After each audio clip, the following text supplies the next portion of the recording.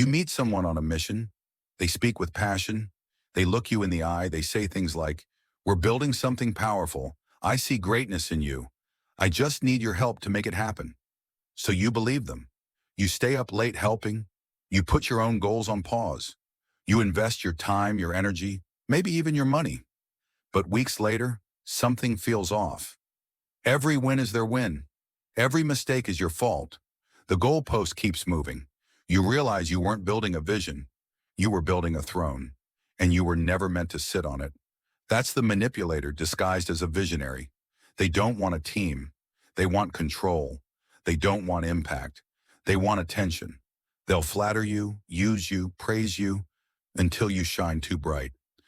Then suddenly you're the threat, not the partner. And the worst part? You won't even see it coming until you've already lost time, trust, and peace. The Stoics had a name for this: illusion over virtue. As Marcus Aurelius said, the soul becomes dyed with the color of its thoughts. When you walk beside someone whose vision is tainted by ego and deceit, that stain spreads. Their confusion becomes your chaos. In this video, we're breaking down 7 types of people you should never help build their vision. Not because you're cold, but because you're wise. Not because you lack compassion, but because you value clarity. From the charming manipulator to the undisciplined dreamer to the conflict-driven divider, these aren't leaders. They're distractions wearing ambition like a mask. Before we dive in, ask yourself, have you ever been used in someone else's purpose, pushed to the background while they played the hero? If yes, this video is for you. Hit that like button, subscribe for more Stoic insight, and comment below, never again. Let's protect our energy. Let's elevate our standards. Let's begin. Number 1, the undisciplined visionary. There is a particular kind of person who talks endlessly about building empires, creating legacies, and transforming the world. Their words can be inspiring, filled with grand plans and visionary promises. Yet if you look closer, their daily habits betray a different reality. They struggle to wake up on time, are often late to commitments, and frequently abandon projects halfway through. They crave the admiration that comes with leadership, but lack the very foundation that makes leadership genuine: self-discipline. Epictetus reminds us that freedom begins with mastery over oneself. Without it, the mind is a turbulent sea, and the person becomes a ship without a rudder. Such an individual wants the rewards of leadership but rejects the necessary structure and restraint. They envision mountains but lack the steady steps to climb them. This disconnect between desire and action is the hallmark of the undisciplined visionary. They live in chaos while expecting others to follow as if they were guiding a well-planned journey. Imagine a captain standing on a ship's deck in the midst of a storm, shouting commands to his crew. Yet this captain has no map, no compass, and no sense of the winds. His orders are erratic, his plans change with every wave, and his crew grows weary and confused. The ship drifts aimlessly, threatened by every gust and current. This analogy perfectly captures the danger of following a visionary who lacks discipline. You are led by passion without purpose, enthusiasm without execution. The danger here is not just wasted effort, but the deeper psychological toll on those who align themselves with such a leader. Followers invest time, trust, and resources only to be pulled into cycles of broken promises and unfinished ventures. Like leaves in the wind, their energy dissipates and motivation falters. Stoicism teaches us that external chaos need not disturb our inner peace. But when your external environment is controlled by an undisciplined leader, even your inner fortress can feel besieged. Moreover, the undisciplined visionary's inconsistent behavior fosters mistrust. Seneca warns that no man is brave who is not first afraid, but courage must be grounded in reliability. When promises are frequently broken or deadlines missed, faith erodes. People start questioning whether the vision is real or merely a fantasy. This breeds cynicism and resignation, leading those who once believed to either abandon the cause or settle for mediocrity rather than true transformation. In the final analysis, a vision without discipline is like a body without a skeleton, shapeless and weak. It cannot support the weight of ambition or the rigors of reality. Marcus Aurelius counseled that, if it is not right, do not do it. If it is not true, do not say it. Following someone who cannot govern themselves is to court falsehoods dressed as dreams. For true leadership, whether of others or oneself, must begin with the unwavering discipline to shape daily habits, control impulses, and honor commitments. Only then can a vision grow into a lasting legacy worthy of support. Number 2. The manipulator disguised as a leader. At first glance, the manipulator disguised as a leader can be irresistible. Their words flow smoothly like a well-rehearsed melody, promising unity, transformation, and service to a grand cause. They radiate warmth and confidence, attracting followers with the allure of shared purpose. But behind this polished exterior lies a darker reality.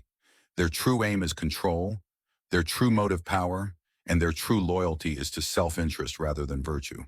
The Stoics warned us repeatedly about the dangers of flattery and deception. Seneca cautioned, "It is the power of the mind to be unconquerable." Yet the manipulator seeks to conquer not through strength of character, but through skillful persuasion and subtle coercion. Their eloquence is a veil, hiding intentions that are anything but noble. Like a serpent cloaked in feathers, they seduce with charm, but strike with cunning. The very community they promise to build is often a facade masking their desire to dominate. Consider the analogy of a beautiful garden tended by a gardener who uses poison beneath the surface. To the casual observer, the garden flourishes, vibrant and inviting. But the roots absorb toxins that slowly spread, eventually killing the life it outwardly celebrates. Similarly, the manipulator's vision appears bright and promising, but it poisons the souls of those who follow. The poison is subtle, distrust sown between allies, truth twisted into advantage, kindness weaponized for compliance. Supporting such a figure is perilous not only because their vision is false, but because the cost is your own integrity and freedom. The manipulator wants followers who will serve their ambition, not partners who will challenge or grow. This relationship is one-sided. Your energy and loyalty flow outward, while their accountability remains elusive. The Stoics believe that true leadership is a service grounded in justice and wisdom. Anything less is tyranny disguised as guidance. The effect on those who aid manipulators is often profound disillusionment and depletion. Epictetus reminds us, there is only one way to happiness, and that is to cease worrying about things which are beyond the power of our will. Yet entangled with a manipulative leader, your will is constantly tested and worn down by conflicting demands and veiled threats. You become a pawn in a game where your own values and goals are sacrificed for someone else's gain. Ultimately, helping a manipulator is not a noble act, it is complicity. It enables their harmful designs and delays your own path to wisdom and freedom. Marcus Aurelius counsels, waste no more time arguing about what a good man should be. Be one. Support those whose character shines through pressure, whose visions align with truth, injustice, and whose leadership invites growth rather than control. To stand with the manipulator is to walk a shadowed path, where illusions reign and true virtue fades. Number 3. The victim who wants a movement. There exists a type of person whose vision is not to build or to heal, but to mourn and to gather sympathy. This is the victim who wants a movement, a leader fueled not by hope or courage, but by grievance and pain. Instead of seeking solutions, they invest their energy in naming every injustice done to them or their group, often magnifying setbacks into tragedies. Their leadership centers on the narrative of suffering, and they invite others to join them in that shared sorrow rather than in growth or transformation. Epictetus teaches that true freedom arises from mastery over one's responses to external events, not from attempting to control those events themselves. Yet the victim leader inverts this wisdom. They blame every obstacle on external forces, circumstances, other people, fate, never acknowledging personal responsibility or the possibility of interchange. This mindset builds a shrine to pain, a monument of complaints where progress is sacrificed for perpetual grievance. The energy that could foster resilience instead feeds stagnation. Imagine a ship caught in a relentless storm with a captain who insists the sea is to blame for their plight. Instead of steering, the captain directs the crew's anger at the waves, rallying them to blame the ocean for their failure to reach shore. The crew grows bitter and restless, but the ship remains adrift. The victim leader's movement resembles this drifting ship, rallying around what holds them back rather than what might set them free. The danger of following such a leader is that you become trapped in a cycle of emotional exhaustion and dependency. Instead of inspiring empowerment, they cultivate dependency on their grievance. You find yourself constantly cleaning up emotional messes, soothing wounds that never seem to heal, and defending a cause rooted in pain rather than progress. Your own potential to grow is overshadowed by the weight of their unhealed wounds. Seneca reminds us, difficulties strengthen the mind as labor does the body. But the victim clings to difficulty, refusing the labor of transformation. This type of leadership ultimately discourages true change. It fosters a culture where vulnerability becomes a shield rather than a step toward growth, where complaints substitute for action, and where followers are comforted in their pain rather than challenged to rise above it. Supporting them means sacrificing your vitality and risking your own journey toward virtue and wisdom. Marcus Aurelius wrote, "Reject your sense of injury, and the injury itself disappears." The victim leader never teaches this lesson, for their survival depends on keeping the injury alive. To support a victim who wants a movement is to join a congregation of sorrow, not a community of strength. The Stoics urge us to seek leaders who embody resilience, who face adversity without surrender, and who transform hardship into wisdom. When you choose to support those trapped in victimhood, you not only enable their stagnation, but compromise your own path toward freedom. The true leader calls us to stand tall, to demand the best of ourselves, and to move forward, even when the road is steep and uncertain. Number 4, the imitator with no original fire. In a world saturated with voices clamoring for attention, the imitator thrives by simply echoing others. This type of leader lacks original vision. Their ideas are borrowed, their enthusiasm borrowed, and their direction borrowed. They imitate the slogans of popular figures, copy the latest trends, and mirror the strategies that seem to attract the most followers. Their vision is less a creation and more a reflection, lacking the clarity and conviction that comes from genuine insight and experience. Marcus Aurelius teaches that the true path is one aligned with nature and reason, a path that each must walk for themselves. The imitator, however, walks a borrowed path. They mistake mimicry for leadership and imitation for innovation. Such a leader is like a shadow, present only because of the light cast by others. Their mission lacks soul. It is devoid of the inner fire that fuels persistence through adversity. Without an original spark, they are destined to flicker and fade. Consider the analogy of a flame versus a reflection of flame. The flame is alive, unpredictable, and warm. It consumes fuel, illuminates darkness, and endures storms. The reflection, however, is lifeless, a mere image dependent on the flame's presence. When the source dims or disappears, so too does the reflection. The imitator is that reflection, dependent on trends and external validation, unable to stand firm in their own light. Once the applause or the spotlight fades, their ambition evaporates. The danger of following an imitator is subtle but profound. Their lack of genuine conviction means they shift with the wind, changing direction to capture the moment rather than to uphold principles. This leaves their followers disoriented, caught in cycles of confusion and inconsistency. Seneca warned that a ship should not ride on a single anchor, nor life on a single hope. Yet the imitator often anchors their identity to fleeting popularity, making their leadership unstable and unreliable. Emotionally and practically, supporting an imitator drains your resources without yielding real progress. You invest your energy in causes that lack depth, and your trust in promises that lack substance. The imitator's vision offers no firm ground to build upon, only the illusion of movement. Over time, this can lead to frustration and disillusionment, as you realize the movement you believed in was never truly moving forward. Epictetus reminds us, if anyone tells you that a certain person speaks ill of you, do not make excuses about what is said of you, but answer, he was ignorant of my other faults, else he would have mentioned them too. Similarly, do not excuse a leader's faults of imitation. See them for what they are. True leadership, according to Stoicism, comes from inner wisdom and steadfastness, not from chasing applause. It demands the courage to stand alone when necessary and the clarity to pursue a path that resonates with your deepest values. To follow an imitator is to follow the wind, not the stars. It is a path fraught with uncertainty, devoid of the strength that sustains through hardship. When the imitator's fire extinguishes, you are left to find your own light, if you still have the strength to look. Number 5. The narcissist who can't share the stage. Among those who claim leadership, there exists a type whose vision is less about the collective mission and more about personal adulation.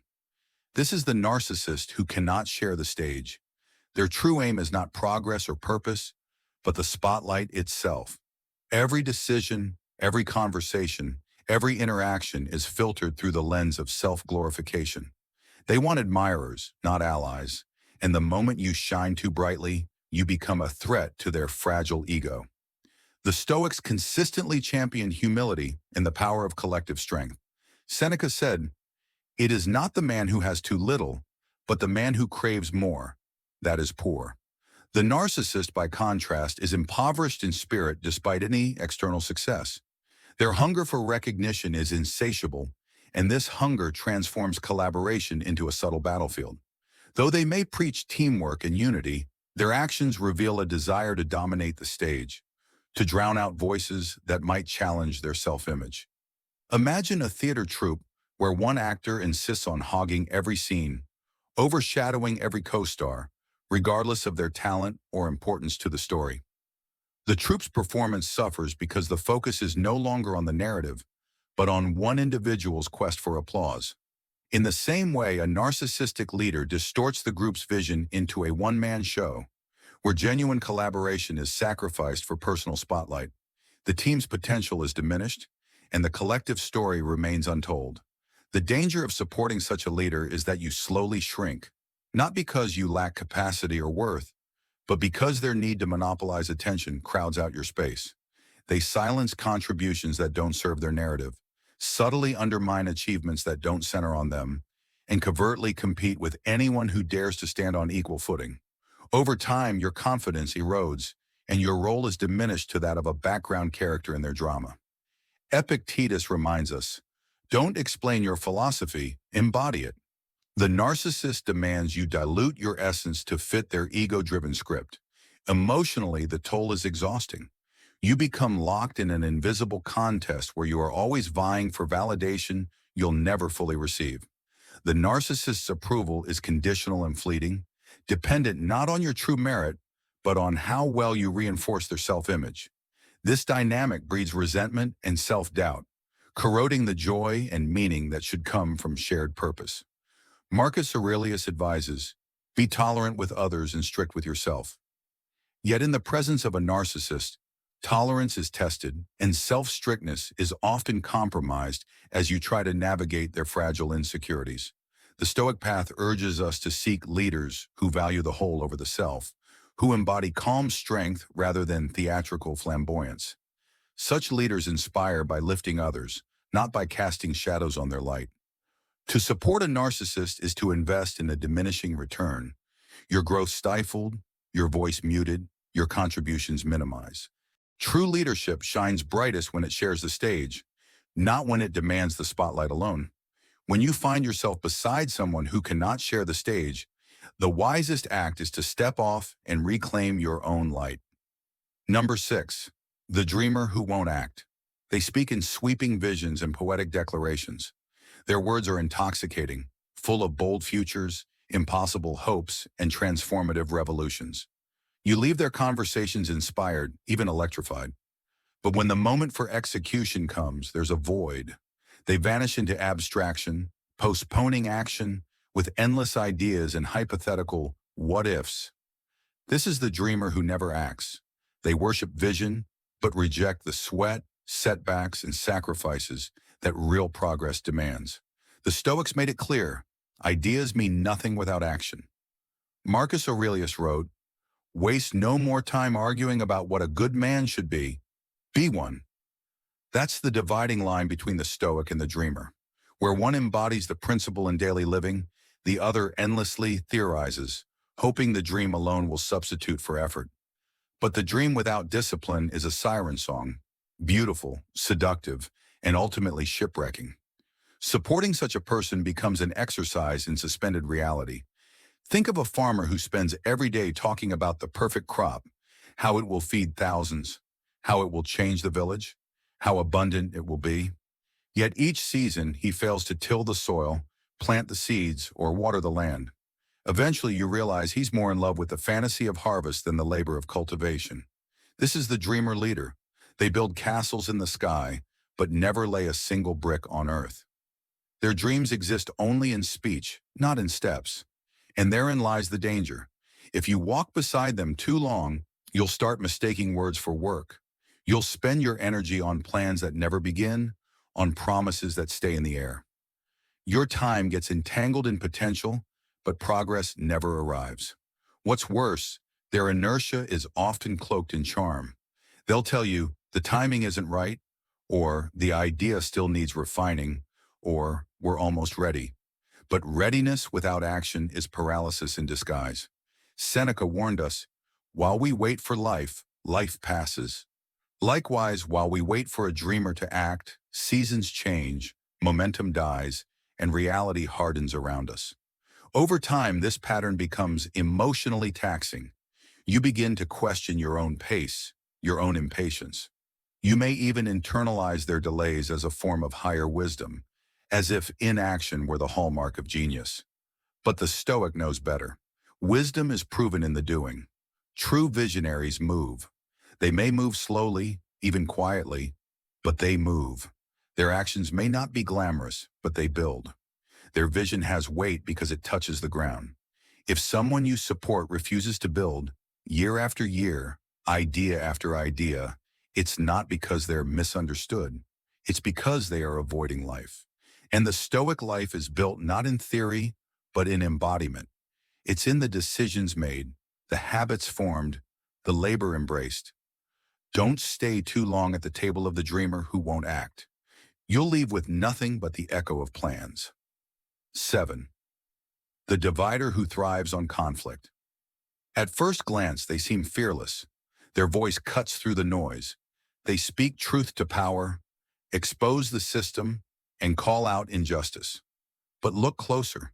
Their energy is not grounded in clarity, only in conflict. Their movement isn't rooted in a solution. It's a rebellion without a blueprint. These are the dividers who thrive on opposition. Their purpose is shaped not by vision, but by enemies. Without someone to fight, they have no identity. This type of leader confuses rage for righteousness. They elevate indignation over introspection, reaction over responsibility. Seneca once said, "He who is brave is free." But this person is not free. They are tethered to their grudges, dependent on friction to stay relevant. They do not lead people toward light, but recruit them into shadows. The more people they can rile up, the more power they appear to hold.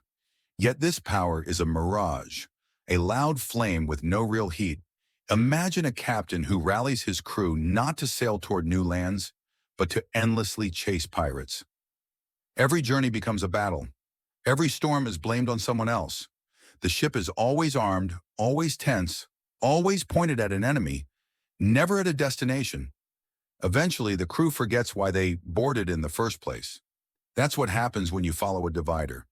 You get trapped in an endless war with ghosts, never building, only burning. The Stoics valued composure, rational thought, and the practice of virtue even in adversity. Epictetus warned, "When you are offended at any man's fault, turn to yourself and study your own failings." But the divider does the opposite. They amplify others' flaws while avoiding their own. Their narrative always paints them as the betrayed, the silenced, the righteous. But rarely, if ever, do they look inward. And if you stand beside them long enough, you'll find yourself mimicking their mindset, suspicious, bitter, and constantly agitated. The danger of following someone who thrives on division is not just wasted energy, it's a distortion of your own soul. You begin to measure your worth by who you oppose rather than what you stand for. Conversations become arguments. Progress becomes vendetta, and joy, that quiet strength the Stoics revered, becomes harder and harder to access. Marcus Aurelius taught, "You have power over your mind, not outside events. Realize this, and you will find strength." But the divider gives their mind away to every external threat, real or imagined, and they'll pull you into that chaos. Supporting a divider might feel thrilling at first. They seem passionate, awake, urgent.